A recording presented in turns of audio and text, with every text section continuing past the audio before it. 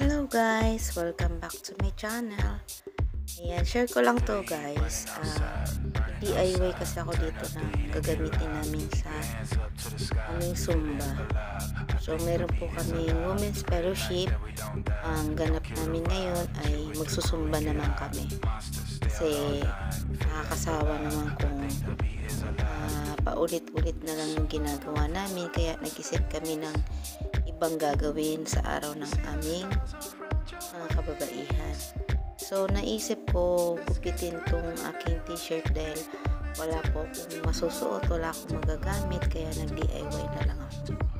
So, ayan, kung nakikita nyo sa video, ginugupit ko po siya. So, ayan po. At pagkatapos ko po siyang gupitin, ayan, binuhol-buhol ko po siya, nilagyan ko po siya ng design. So, inisip ko kung ano yung kalalabasan. So, nung una, medyo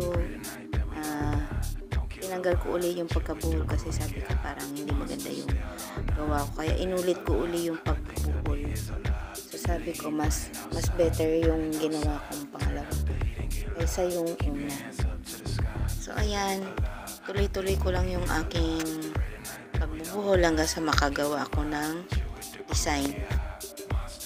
So, tinuloy-tuloy ko lamang po yung pagbubuhol dun sa aking mga ginupit.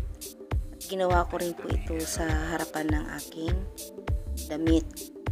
Kumbaga, yung harap at likod yung aking ginupit.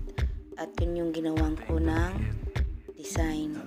So, ginupit ko yung aking damit hanggang sa matakpan lang po yung aking tiyan. At dun sa parte laylayan hanggang sa tiyan ay yun ang aking ginupit at binuhol-buhol.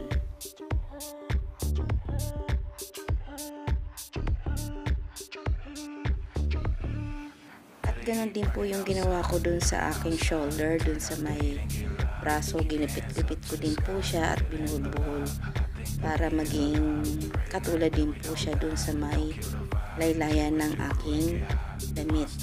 So, makikita po natin yung final na itsura ng aking DIY na pang Zumba. Hindi ko alam kung tama ba itong ginawa ko, no? Pero dahil wala tayong choice at kailangan natin makagawa ng isusuot natin, so para sa akin okay na ito para matuloy lang yung aming Zumba. At ito na po yung resulta ng aking DIY Zumba outfit. Ayan. Nagsuot lang po ako ng panloob at pinatong ko lang po siya sa ibabaw ng aking damit at nagsuot lang po ako ng leggings. Yan. So, kahit paano, meron naman tayo naging outfit at hindi naman tayo naging kaiba sa kanila. At ayan nga po, nagsimula na yung aming Zumba. So, meron sa aming nagturo dyan. At isa rin ako sa nagturo ng Zumba, no? Kahit kaliwa yung paa, pero nagturo pa rin ako. So, hindi ako masyado nakapag-practice dahil busy ako sa aking business.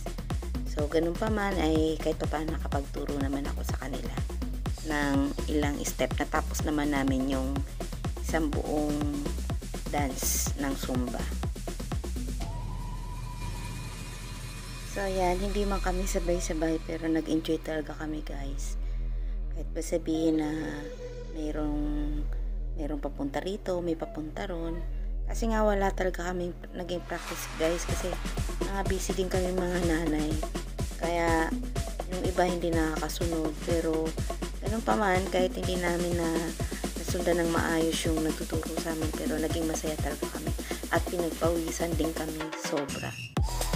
Hindi po madali yung pagsusumba at mahirap din po kasi syempre lalo na kapag wala kang practice sa pagsusumba. Pero easy na lang to kapag tinuloy-tuloy yung pagsusumba. Gaya ng iba, kapag tuloy-tuloy yung pagsusumba, parang madali na lang para sa kanila.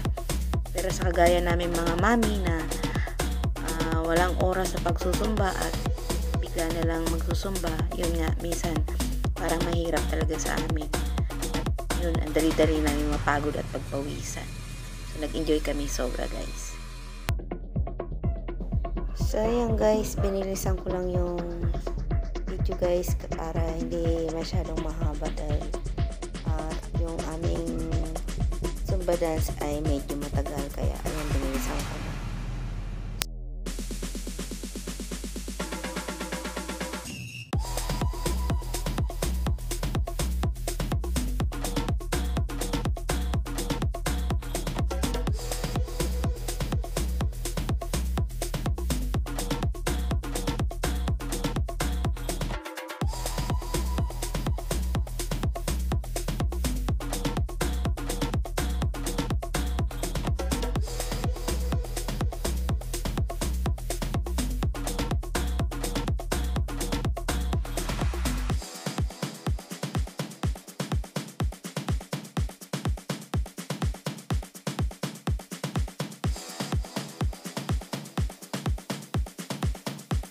So, ayan nga po guys. Ito na po yung aking pinakahihintay. Ako naman po yung magtuturo sa kanila ng step. So, niisip ko, sana hindi daw magkamali dito. Maituro ko sa kanila ng maayos. Sabi ko, gugulang. Kahit kamali, gugulang. Huwag lang hihinto. So, naging successful naman yung aming Zumba dance. Nakakapagod kasi syempre hindi naman kami sanay mag-Zumba. Mga busy lagi yung mga nanay-nanay sa loob ng tahanan, kaya syempre hindi kami talaga sanay na mag-Zumba dance. Puro mga kaliwaan pa. So, ayan. Kahit pa paano ay nakasunod naman sila sa step ko, no? Ayan. Nakakatawa lang kasi hindi mo akalain na magagawa ko yung step. Hindi ko akalain na matuturo ko yun sa kanila kahit medyo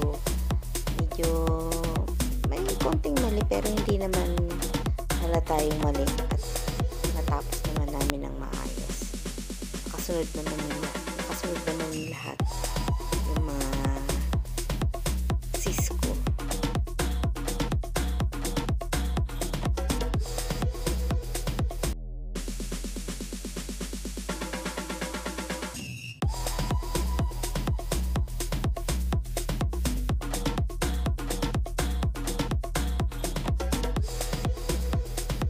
After kong magturo dito, yun, pahinga kami ng konting minuto, and then iba naman yung nagturo. Isa sa mga sis ko yung nagturo naman ng ibang step. So, pinagpawisan po talaga kami dito ng sobra. Ako naramdaman ko talaga yung pagpapawis. Pagod din ako kasi hindi naman ako sanay mag-Zumba talaga. Siyempre, lumabas lahat ng mga mantika sa katawan. Tapos, syempre, mabigat yung katawan, hindi naman sanay sa mga ganitong pagsasayaw, pagsusumba. Pero, pangarap ko rin, syempre, yung magsumba na tuloy-tuloy. Yung, maging masipag ba sa pagsusumba. Kaso nga lang masyadong busy ang lola nyo sa business. Pero hanggang ngayon, di pa rin yung mayaman. Kahit anong sipag. Pero okay lang yan. Importante nag-enjoy tayo sa buhay. So, ayan guys. Mas maganda guys yung meron tayong time sa ating sarili. May time tayong makihalubilo sa ating mga sa ating mga kaibigan para mabawasan yung stress natin, magkaroon tayo ng peace of mind. At kung meron man tayong problema guys, pwede tayong mag-share sa kanila, pwede tayong humingi ng payo, pwede tayong humingi ng pwede nila tayong tulungan kahit na sa pamamagitan ng advice, at pwede rin, at higit sa lahat, pwede tayong ipanalangin ng ating mga kapatid. Dahil isa sila sa isa sila sa maaasahan natin ang ating mga kapatid sa pananampalataya. Kasi mas maganda yung kahit paano meron tayong ah, yun na ibabahagi natin sa kanila yung ano, kung ano yung